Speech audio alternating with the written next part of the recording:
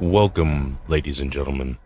In this world where there are things that can't be explained, locations yet explored, and creatures that defy belief, join us as we delve deep into these topics and more, only here on Cryptid Conversations. Welcome, everybody, to another episode of Cryptid Conversations. I'm your host, Blue. With me, my usual panel of unusual human beings. We have Michelle and Dexter Jasper, Morgan. Michelle and Dexter Morgan, Jasper, and Torsten. Down in the comments section, we have our moderator extraordinaire, Kate Irish. Joseph, I see your first comment saying no. I say yes. So, with that being said, let's get into the conversation. Mysterious locations throughout the world. We have mysterious locations that form triangular areas all over the place. Welcome, Selena. We have triangular locations throughout the world that cause havoc with our fragile human bodies and our fragile human minds. Now, the first location that everybody always knows about is the Bermuda Triangle. We're not going to be discussing that one. We're going to be discussing several of the other triangle locations. First up, we're going to have Torsten. Torsten, what triangular location do we have? Well, first of all, it's in the Sea of Japan, reading and going down into the Pacific Ocean. It has many names. It's known as the Devil's Sea, the Devil's Triangle, the Dragon's Triangle, the Formosa Triangle. I like the Devil's Triangle. And the Japanese term for it is Mai no Umi. Now, the Japanese word for it has been widely used to describe many dangerous marine locations around the world. This means that there are many locations that the Japanese call Mai no Umi. So, the Bermuda Triangle would be considered such a place. Mm-hmm. If we go back to August of 1945, a Mitsubishi A6M0, which is a Japanese Second World War fighter plane, One of the in Pearl Harbor. One of the best fighter planes out there. Back then. Yeah. Oh, it was. That supposedly went missing. A distress radio transmission from the commander crossing the triangle near the end of the war created more questions than answers. The last thing his message said was, "Something is happening in the sky. The sky is opening up." Again, 10 years later, in 1955, a Japanese ship lost radio contact near Marukajima. Mm-hmm. The Japanese newspapers then began to label the location as Mai no Umi until the ship was found safe on the 15th of January of that year.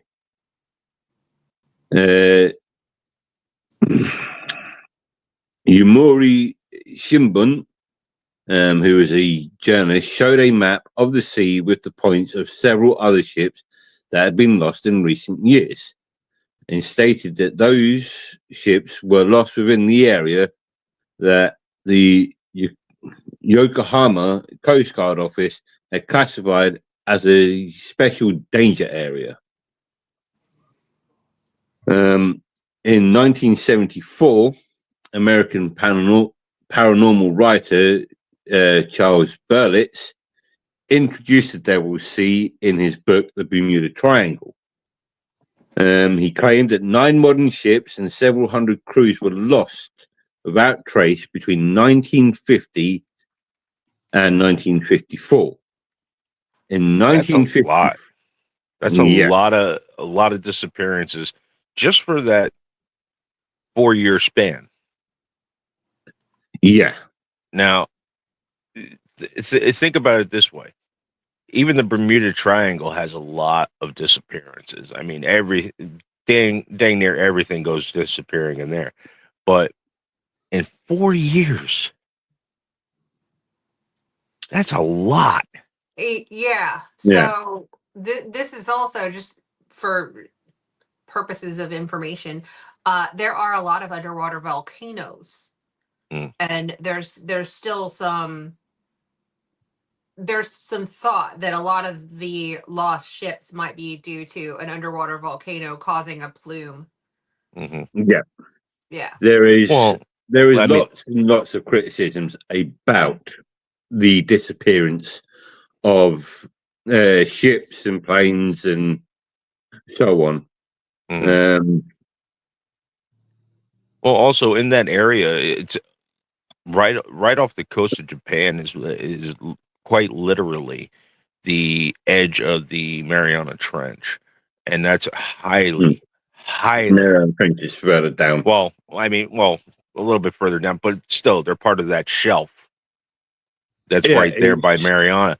So basically, what it is that that's also a very volcanically active area. Not to mention north of it, there's also a lot of volcanic activity underwater. Japan, if you look at it from the western side of the United States, Japan is on the easternmost side of what's known as the Devil's Circle, which is the most actively volcanic region on the entire planet, and they're all underwater, but it's constantly going off. Yeah. So Japan's sort of one of those places that is sort of screwed when it comes to underwater volcanoes. Oh, absolutely. But the thing with that is a lot of the smaller islands get taken away, but then new ones are formed. So it's a constantly ever-changing landscape around that area. Groovy. Yeah. And as Michelle was saying, researchers also explores the natural environmental changes as the cause of such controversial anomalies. One of the explanations is the vast field of methane hydrates present at the bottom of the ocean in the Devil's Triangle. Methane cathrates, which is methane hydrates gas, will explode when it rises above 18 degrees C, and for the Americans, that's 64 Fahrenheit. They are described as ice-like deposits that break off from the bottom and rise, forming bubbles on the surface of the water. These gas eruptions can interrupt buoyancy and can easily sink a ship, leaving no trace of debris. Now, some popular culture has been depicted. The Devil's Triangle has been depicted in some popular culture, most recently in the movie Tomb Raider. Okay. And in the video game. It's set on the islands, the Dragon Triangle, which contains numerous shipwrecked ships and planes. It's revealed in the final book of The Unwanteds, a fantasy series by Lisa McMahon, that the 7 islands traversed throughout the series are located within the Devil's Triangle. And the Mononoke series, second arc called Umbuzo, takes place in luxurious ships that was set off course and left wandering in the Devil's Triangle. Okay. Now, what is your opinion on the Devil's Triangle? Like, I want to know what your opinion is concerning the Devil's Triangle. Do you think it's what they say, where like these gas pockets are caused by ascending ice? What do you think? I think it's a mixture because it's that the underwater like methane gas pockets and underwater volcanoes, highly unpredictable. Never know when they're going to go off.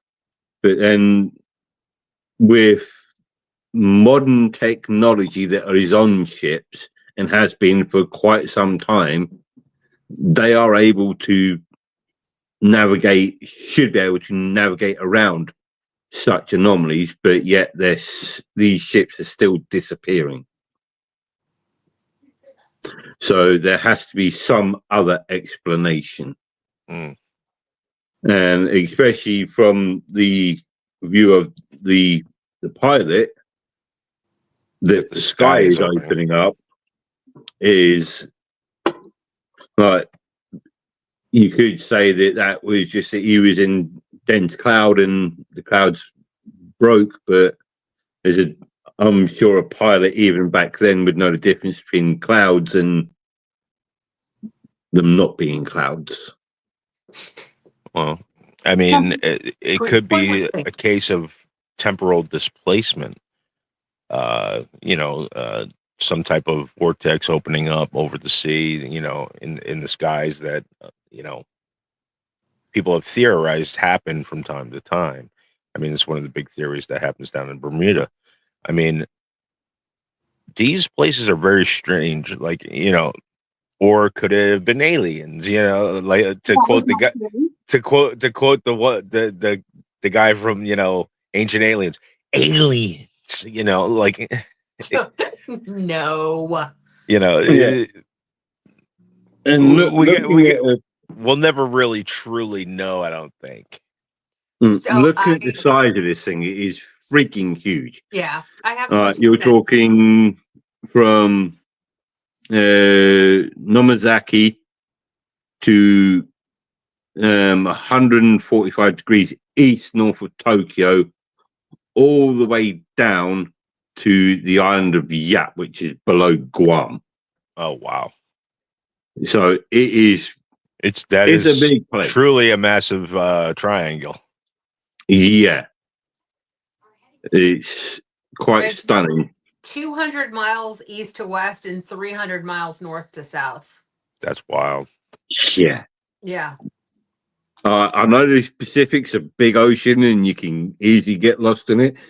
But when you're more sort of near land, that size of an area where things go missing is huge.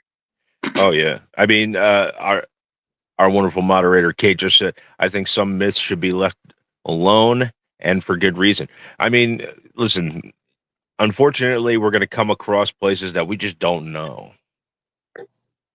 And you don't know these things until you experience them. I mean, it's wild. And our ocean is still quite a mystery to us. So I have 2 cents. Go ahead, possibly even 4. So in the vast space of the earth, 70% of it is water. And of that 70% of the water of the earth, we have nowhere near gotten to explore like we have on land. Yeah, I mean, if you think about it, it's about 5% we know about our actual oceans. Exactly. So I'm going to be the voice of, scientific theory. Until we can prove what it is, we don't know what it is. But there are similarities between the other areas that have the same kind of history. So you have your Bermuda Triangle, you have your Devil's Sea, you have several others that are similar, where you get lots of shipwreck or odd activity. And we can think we may tie it to underground volcanoes or methane gas, but Yeah. until we actually have the ability to go and look, there's we don't know. But I think Mm. Kate is right on some of these. Like, yeah, let's. I mean, Yeah. we can we- hypothesize all we want to, but until someone Yeah. creates the ability for us to go and research it, it's unknown. Some things should Let's be just just let lie. You know what I yeah. mean? Maybe let's just not put a bunch of boats in that area. Yeah. Hey, Phoenix, welcome in. Jasper, did you have anything to add? I do not. Okay. Well, that brings us on to our next topic. Jasper, what do you got for us?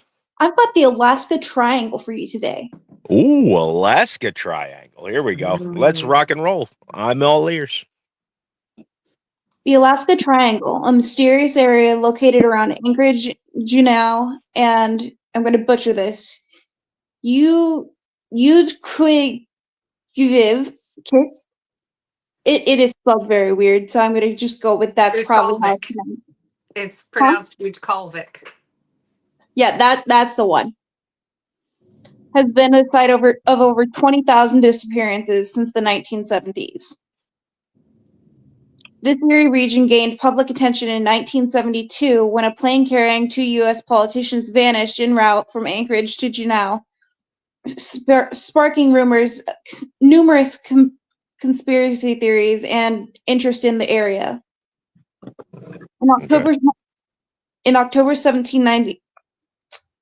1972, it'd be great if I could get my numbers right. A small plane.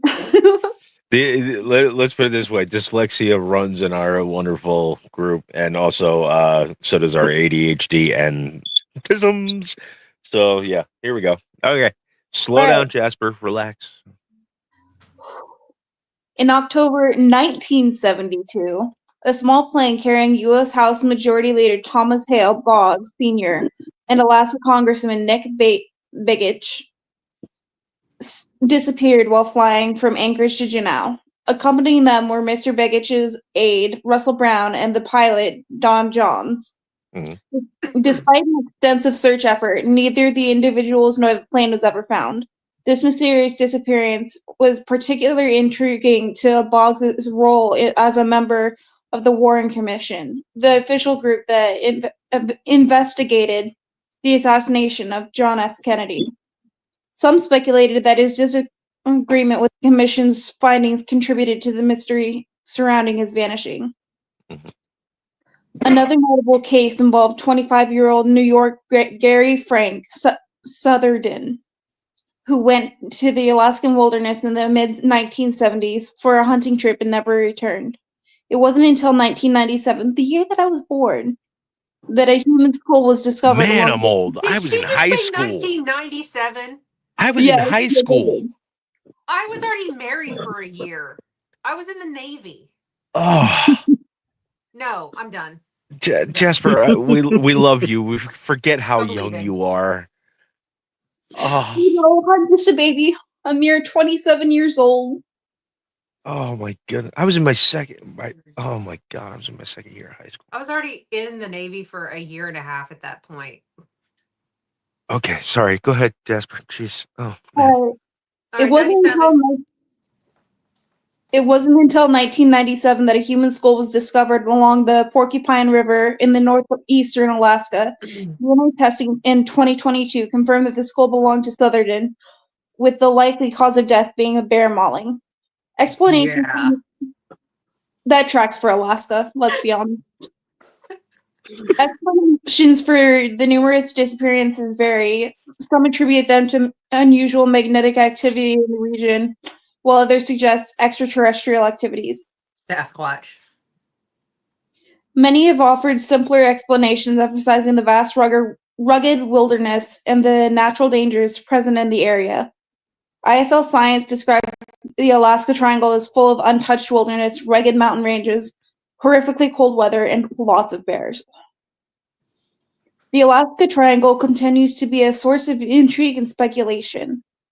While some believe that this vast and wild region may never reveal its secrets, the stories of those who disappeared remain poignant reminder of the area's enigmatic nature.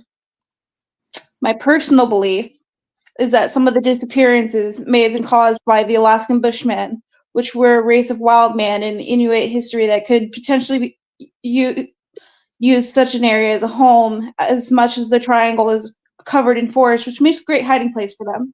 And according to cryptozoologist Lauren Coleman, the Tornit are, in fact, Sasquatches or Bigfoot. Yeah. Okay. Well, now, okay. Let me ask you this: when it comes to the Alaskan Triangle and it being such a big forested area that is untouched by man, I mean, Alaska itself is pretty much untouched by man. Just in a few places we happen to, exist. But who's to say that there aren't clans or troops, whatever you want to call them, of large hairy bipedals wandering around up there? They call that place home. Anything that lands in that territory, it's theirs. Yeah. It's interesting because the national average for missing people in a given area, like, is usually fairly low. Yeah. So the national average of the entire United States, if you exclude Alaska and Hawaii, is less than 1,000 people on an average missing a year. So just in the Alaska Triangle, the average number of missing people annually is 2,200 people. So they don't have 2,200 people that live there. It's not that they live there, it's for other reasons. So they're traveling there. So, going hunting, going on whale watching tours, getting off on from cruise ships and going into the wilderness. So I suspect that some of these disappearances are due to poor preparation. That's what a lot of disappearances do aim at. Poor preparation, people not realizing the danger that they're going to be in, not being able to prep for a long journey into the woods. What the rule of thumb for any backpacker is: take extra than what you need. It's the water. You take extra water. 3 days of 3 days of water, 3 weeks of food is what. 3 days of water, 3 weeks of food. And even if you are trapped out in the wilderness, there's ways to get food out in the wilderness. There are ways, but a lot of these people that go missing, like I said, the are unprepared. They don't know how to, those of us who are in the military, like you go through some survival training, you kind of know, like, I can eat these plants or I can't eat these nuts or berries. Yeah. Like, there's some people that just don't know what they don't know what they're doing. They have no business being in those areas, but that still does not account for a national average, of the Alaska Triangle of 2,200 people go missing each year.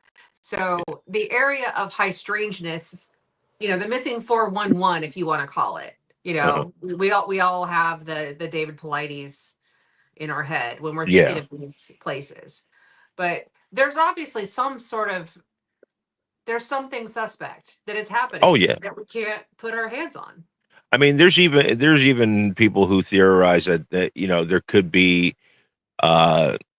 mammoths up in the Alaskan Triangle that we just don't know about, because the Alaskan tundra is perfect for a mammoth. Right. I mean, we thought the coelacanth was gone until someone saw one, and they're like, "Oh, you mean this thing? We don't eat those. They're gross." We don't eat them. We just every now and again we catch them in our nets. Yeah. So it's an interesting concept. Like I there are so many more ideas that could be discussed about the Alaskan Triangle, and the fact that a lot of the remains are never found. Yeah. I mean, you also got to remember, that crashed there that are suspected to have crashed aren't found. Yeah, but you're not going to find it in such wilderness. I mean, there's times where planes go down, even over here in Maine, area U.S. Mhm. Planes will go down, and people won't find them Florida ever. swamps. Yeah. Anything goes down in a Florida swamp, you're donezo. Nobody's finding it because the stuff sinks, Yeah. and there's alligators and skunk apes. Right. But Well, I know Jasper mentioned the whole magnetic activity issue. So if you're someone who isn't used to, again, unpreparedness, isn't used to being out in the wilderness and you're relying on a compass, and that compass is now not giving you true north because of the magnetic issues, you're going to get lost. If you don't know how to look at the sky and figure out which way you're Yeah. going. if you don't know how to read the stars, you ain't gonna find your way. I mean, I barely know left from right. I shouldn't be allowed in a car. So I am not the kind of person that should be going to Alaska doing any sort of Wait, spelunking. I'm also very directionally challenged. oh, okay. Okay. Okay. Jasper, what else you got for us? I've got some cities in the triangle and their unusual happenings. Okay. Talkeetna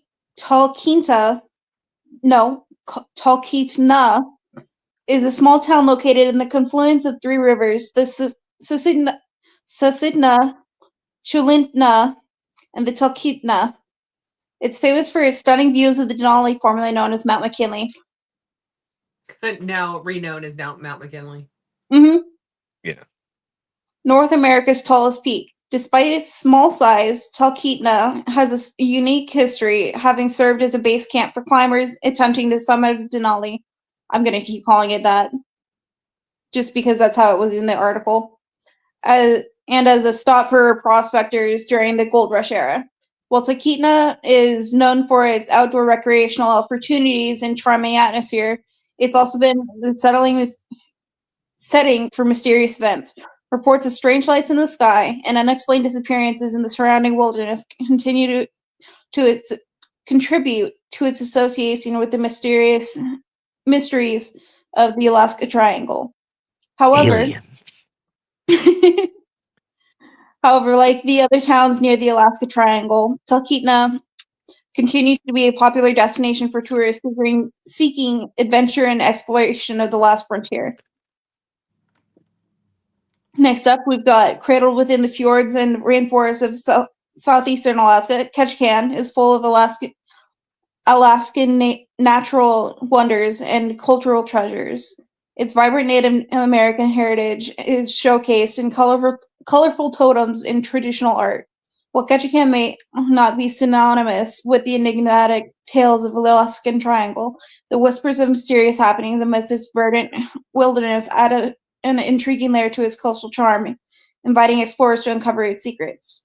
Despite its more developed infrastructure compared to some of the other areas in Alaska, Ketchikan is surrounded by rugged wilderness, including the tundra, rivers, and remote forests. This landscape, combined with the harsh weather conditions and the area's vastness, has contributed to reports of strange occurrences and unexplained disappearances over the years. Surrounded by majestic mountains in the Matanuska Valley, Palmer's roots go back to the 1930s when the families came seeking refuge and the opportunity through agriculture. Today, it's a hub of farming activity, providing fresh produce that sustains Alaskans across the state. Visitors flock to Palmer not just for its agricultural charm, but also for its plethora of outdoor activities, from hiking trails to winter adventures. Palmer's history also holds tales of the unexplained. Some locals claim to have encountered strange lights or objects in the sky, leading to speculation about UFO sightings in the area, as well as Bigfoot sightings in the surrounding wilderness. See, I told you, aliens. Today, Palmer is renowned for its thriving agriculture industry, supplying fresh produce to Alaskans statewide. It also attracts visitors with its scenic beauty and outdoor recreation opportunities in wherever the city is passed. There was a lot more cities. It was a lot for this. Yeah, yeah. I mean, giving a description of every city is going to drive you insane. But those are just a few of the more well-known cities. I mean, Jasper, what's your opinion on the Alaskan Triangle? I'm on Team Bigfoot and aliens. Are you on Team Alien Bigfoot though? Honestly, that would explain how he gets around the world. He's got a spaceship. Or they're It's like or they're interdimensional beings. Bigfoot got a spaceship. Or there's some alien's pet He stole it. that gets off the leash every now and again. He's Used to be the voice Xanthor's of kitty. That's what's going on. Xanthor dropped his cat off and forgot about it, and now we're getting plagued Klebix, by... did you leave the shuttle door open again? Yeah, man. That's what happened. used to be the voice of cynicism amongst us on this one. The thing with the strange lights. Oh, I mean, and Alaska's way up there. The Aurora Borealis could be. yeah, but everybody knows what the Aurora Borealis is. Everybody knows what it looks like. If it's different from what they're used to, they're going to say it's strange. Yeah. The first time you see it, I knew about the Aurora Borealis since I was a kid. First time I saw it, it just doesn't do it justice. Pictures do not have the ability to replace what your eyes see in the... No, it's crazy. And it's nuts. Yeah. And it's different from wherever you see it in the world. Well, I mean, strange lights in the sky aren't a rare anomaly. I mean, people see strange lights all the time. I mean, most of the time you could sit there and pass it off of, oh, it's a plane flying at higher altitude. But, I mean, it totally depends on your own, interpretation. One of our comments. Braxton, hear me out. Oh, Bigfoot plus spaceship, Chewbacca. I'm in. He's a Wookiee. I'm in. Yeah. Yeah, that's awesome. Bigfoot's a Wookiee. Bigfoot's Oh, that's great. Okay. John Leek says, going to work now. I can listen now is all, but I have seen some awesome things here in Alaska, out of our world things. And no bull, I shared a long stare with an alien in Cook Inlet. Oh, okay. John Cook is our buddy now. John Lee. Yeah.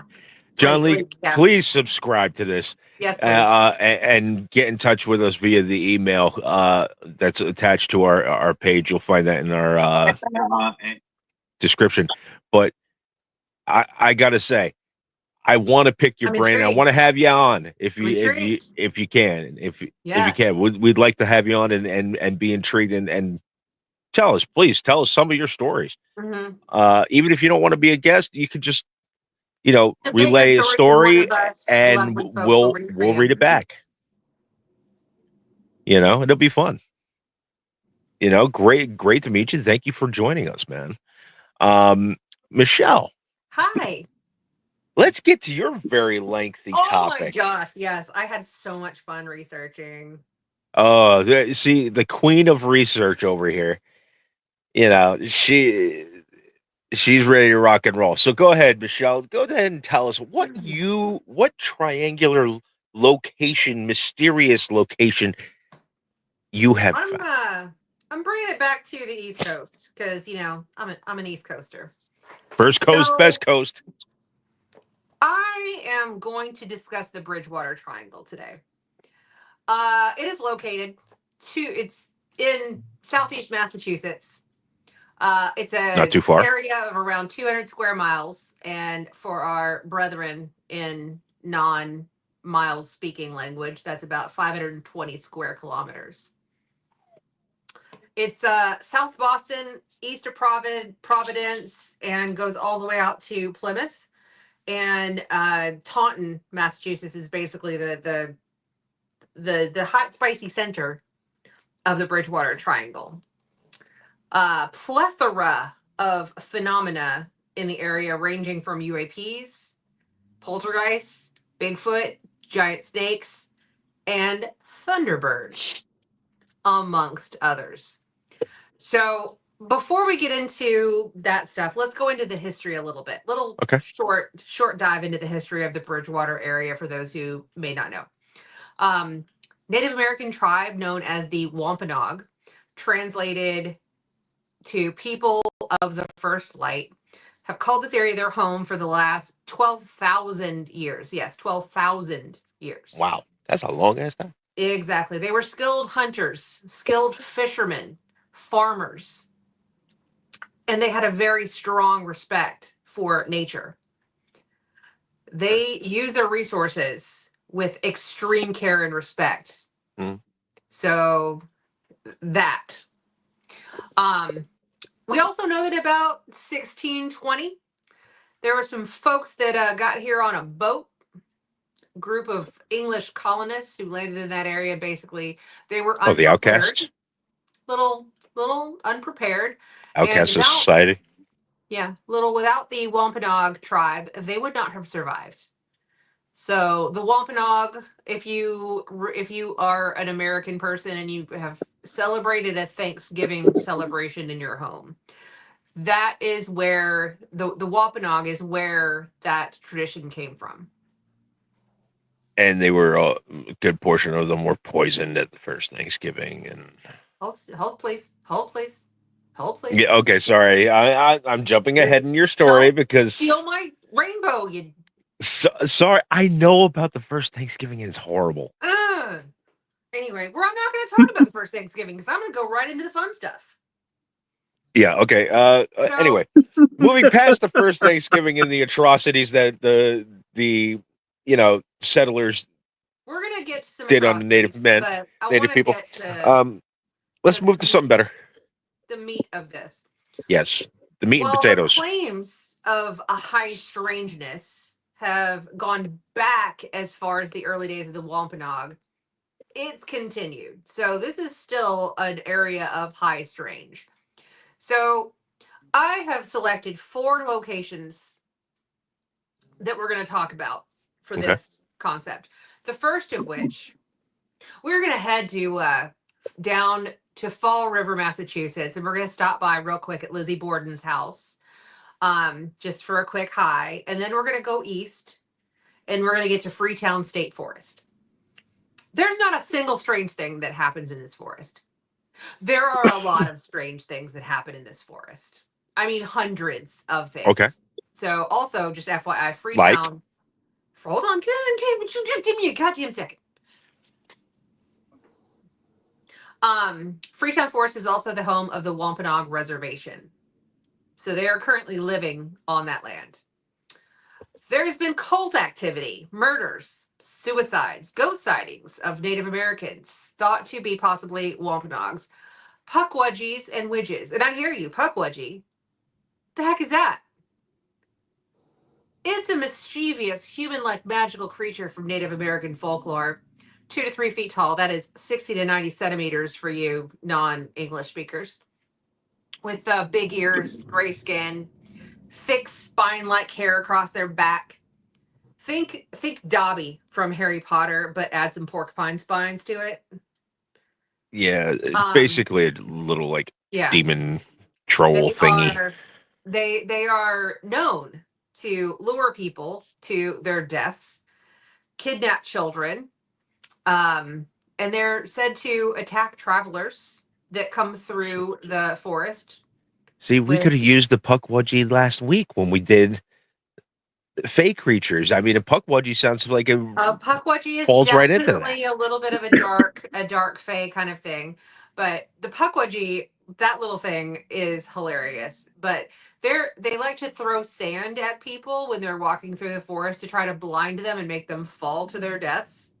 It's one of their favorite little activities. Wow, they are part of the little goblin. That's definitely a Jasper. Oh yeah, Jasper. That's definitely a Jasper move. Yep. So there have been several missing children in the They area that have been tied to. They heard probably got eaten. they heard the the puckwudgie with their little luring of the noise that they do, and the kids followed the noise, and then they never are seen again. So it's an interesting idea, and I want to dig more into the puckwudgie, but I don't want to dilute what I'm trying to get to because there's some really awesome stories. Okay, before you go on, our buddy down in the comments, Braxton says, "Pocket sand." I probably do with glitter Pocket sand, rather than exactly. sand. Pocket sand. Pocket sand. Pocket sand. You know. Okay. So the first reported UAP sightings, unidentified aerial phenomena. It's no longer referred to UFOs, but UAPs. There's still UFOs in You're my a mind. UFO. I'm gonna. I am a UFO UFO. Yeah. No, I'm not a UFO. I'm Sasquatch. Anyway, Okay. go ahead. All right. So the first documented UAP sighting was in 1760. Okay. That is the year of your Lord, whoever's Lord you got, 1760. Not my lord. Anyway. Not mine either. So documented sightings of UAPs, orbs, etc., have been filed with local police. And there were 4 notable sightings in 1968, 1970, 76, and 94, where multiple people in various locations all saw and reported the same exact thing. It was around Rehoboth and Taunton along Route 44. So they all reported the same thing into the police, but they don't know each other. They've never met each other, and they were all reporting from different locations. But they saw the same thing and reported the same thing at the same time. Here's the question: are they all upstanding citizens? 2 were, and 1 was no. Here's the fun one though. What did they Okay. report? What? What did they actually report? So they reported seeing lights, flying saucer, UAP type things, Okay. quick movements, stop, the standard phenomena where it's like there's no way that this could be a standard plane because the stopping and starting and the diagonal and horizontal pitch is the word Okay. I'm looking for. Yeah, Movement? pitch and yaw. Yeah, those things. And Come on. You're the boat person. just because I was in the Navy does not mean I actually understand boats. I have my boating license. I was Anyway, a go ahead. firefighter in the Navy. Anyway, so I digress. But there were even a few. There was a mother-daughter in that little the one from 1976 where they reported lost time. So that one was kind of interesting. All right, so now we're gonna hop back in my car. We're gonna head about 20 miles north to Norton, Massachusetts. Okay. We're gonna go down a little small, scary road, and we're gonna get to King Philip's Cave. Ooh, King Philip's Cave. King Philip's Cave. Gotta have a little history lesson first because it wouldn't be Michelle Drinks Coffee if there wasn't a history lesson along with it. Have at it. So between 1620 and 1675, relations with the English colonizer jackasses and the Wampanoag. I see you, sir. My family wasn't here, so I wasn't involved in that. My family Neither was here. mine. Mine was still over in Europe. My family didn't come here until the 1905, I think. Anyway, I digress. So between 1620 and 1675, relations were okay, not great. Lots of death was occurring because the Wampanoag and the other the Algonquin tribes of the area were being exposed to European diseases that they had never had before. And as the colonists continued to flow into that area, the colonists were being colonial bastards and claiming tribal lands for themselves.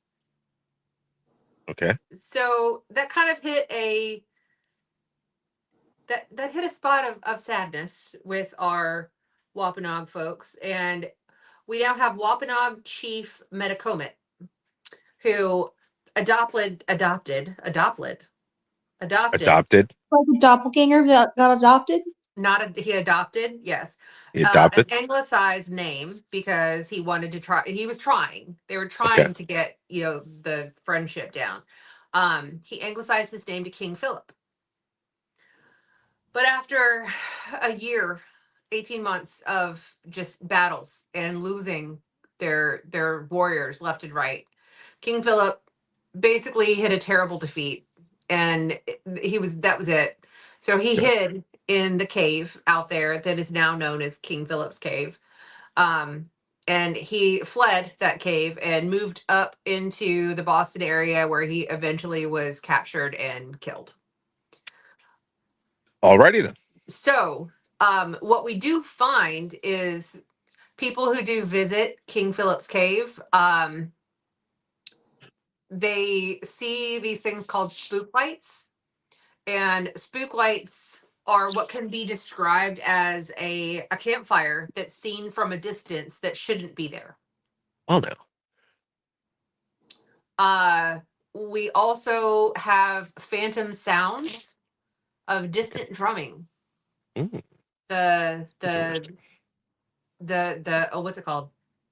The tribal drumming that you hear, but it cannot be traced to a location. When you try to follow the sound and you Huh. think you're getting closer to it, it just appears on a different.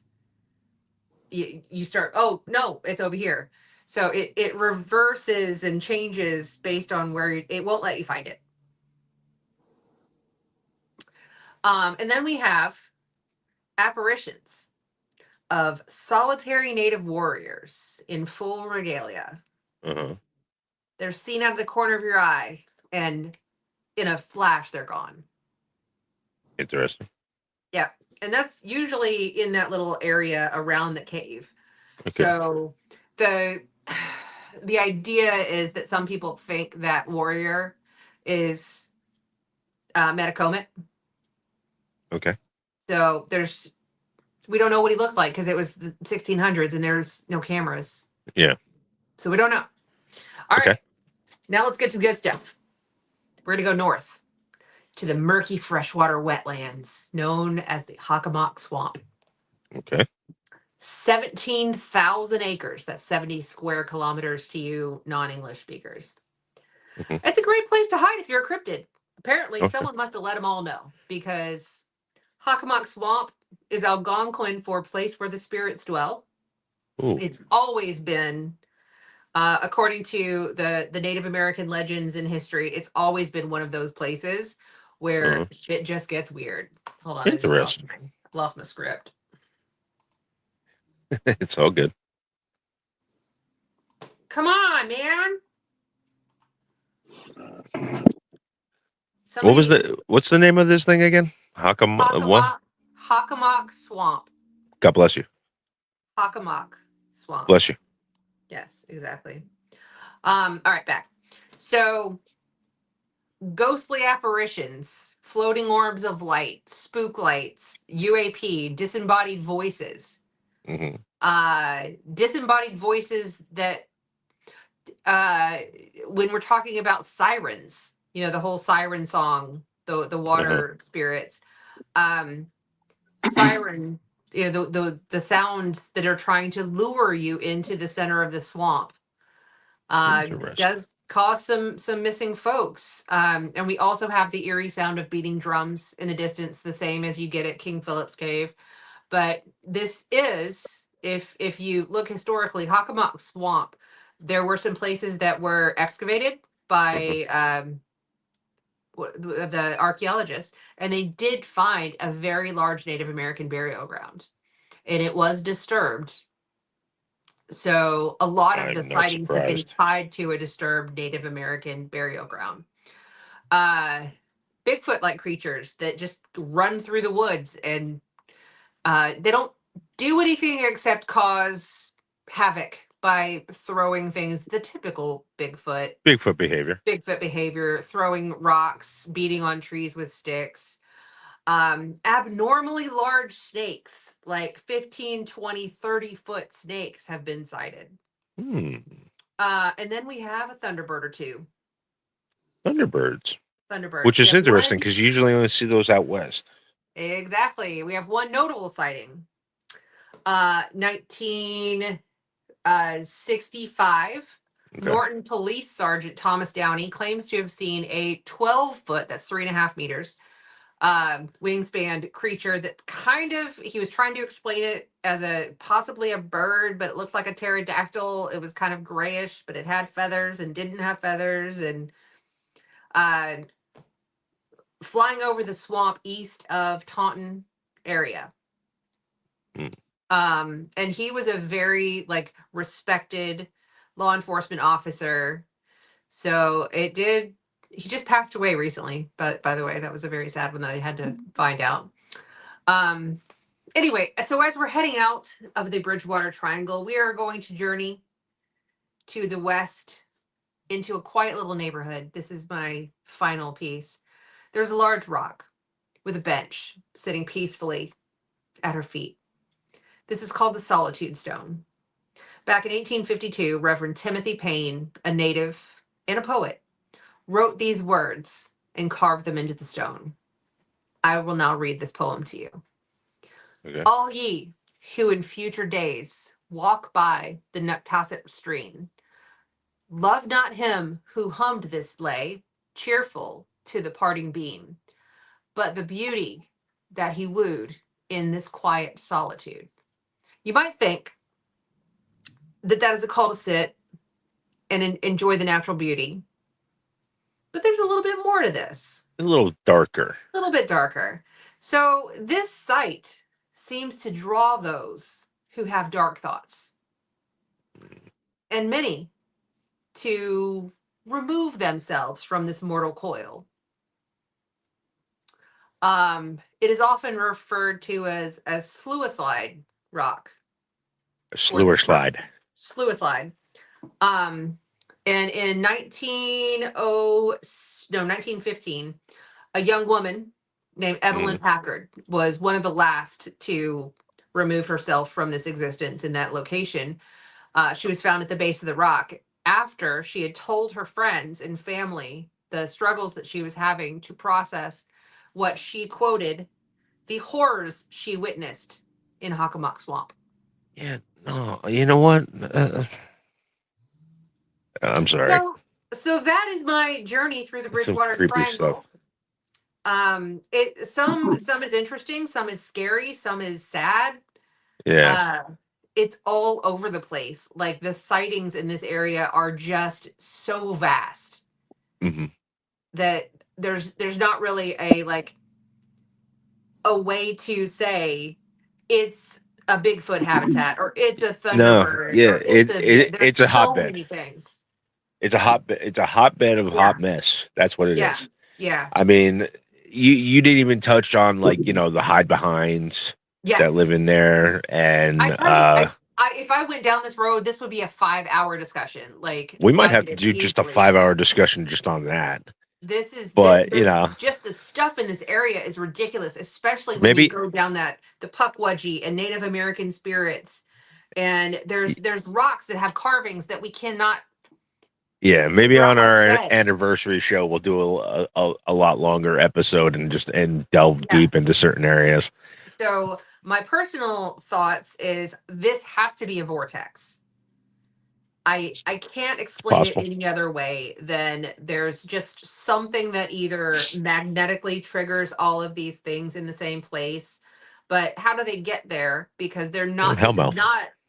You don't typically see all of those things in the same place. Probably a hellmouth. You're a hellmouth. Thank you. You're welcome. But anyway, so yeah, that was my I kind of went a little overboard with that one, so I'm sorry if I took into your time, but Torsten, you got any ideas on this? Opinions on this? No, but I do have family members that live in Boston and know of these places, and they're like, yeah, if you don't know the legends and that, stay the hell away from it. Yeah. Don't go there on your own. Always travel in big groups. Yeah. And that's the concept that I got from everybody who I was looking at for researching this, including Roanoke Tales. Listen to a great podcast he's got. Roanoke on this. Tales got a great podcast. I love him. Yeah. But yeah, it's don't go alone. And if you don't know what you're doing, just don't go. Yeah. It goes back to Kate saying what she said. If you know, some things are just better left unknown. Mm-hmm. And this might be one of them. Roanoke Tales, one of the best podcasts out there. That's not ours. Exactly. But snakes, yes, but snakes. Nope. Jasper, you got any opinions? Honestly, no, but that was a beautiful story. Well spoken. Thank you. Right on, right on. Okay, folks. Well, we're about ready to wrap things up today.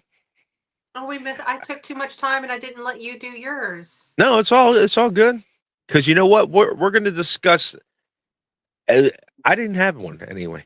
I was just adding information that I knew. Here's the thing. Next week, we're going to do a special episode on one specific location, a location that's had a bit of a deep, dark history. I'm so excited. Whether it's a paranormal or it's one big hairy giant. We're going to be discussing the mystery of Portlock, Alaska. Portlock. Anyway, we're going to be discussing as I am about this. Portlock, Alaska. Alaska's killer Bigfoot. We're gonna be delving deep into this one. It's gonna be a wild time. Also, some channel news for you all before we go. We're going to be starting up doing our own actual videos for the channel. Each one of us is going to have our own section. Jasper's going to have Jasper's Corner. Michelle's going to have Michelle's Coffee Table.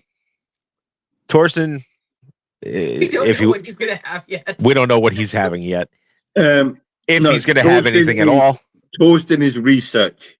Yeah, Torsten's research. He doesn't want to do anything. But also our moderator extraordinaire, Kate, has offered to do videos for us, and she is going to have her own section called Kate's Celtic Circle. Oh, I love it. CCC. That's beautiful. So, with that being said, we're going to be, each one of us, and then myself, I'm going to have my own little Legends Cave area. But we're all going to be doing our own little videos, putting our own little twists and our own feelings towards certain things in the wonderful Cryptid community. So look for that soon on the channel. We're working out the details and trying to get things set. Merch. Please go give us a look at our merch page. Yes, I know hoodies can be expensive, but at the same time, they're worth it. They're comfortable. They're worth it, and they're high quality hoodies. Yeah, they are very high quality hoodies. Worth every penny. Yeah. Jasper's waiting on hers. I'm waiting on mine. I'm gonna order mine this week. Michelle's ordering hers. So go check out our merch page. We also got t-shirts, phone cases, desk mats. You name it, we got it. We should do one of those, like the cameos where we'll like for $5 we'll come on and tell you happy birthday. Right. And speaking of happy birthday, happy belated birthday to our moderator extraordinaire, Kate. Happy belated birthday, darling. We love you. And ladies and gentlemen, thank you so much for joining us. We will catch you next week when we discuss Portlock, Alaska. Is it a killer Bigfoot or a curse? It's a killer Bigfoot. We'll talk to you guys next week. Have a wonderful one. Stay blessed, stay amazing. And remember, if you can't be good, be bad. And if you're going to be bad, at least be good at it. Catch you next week.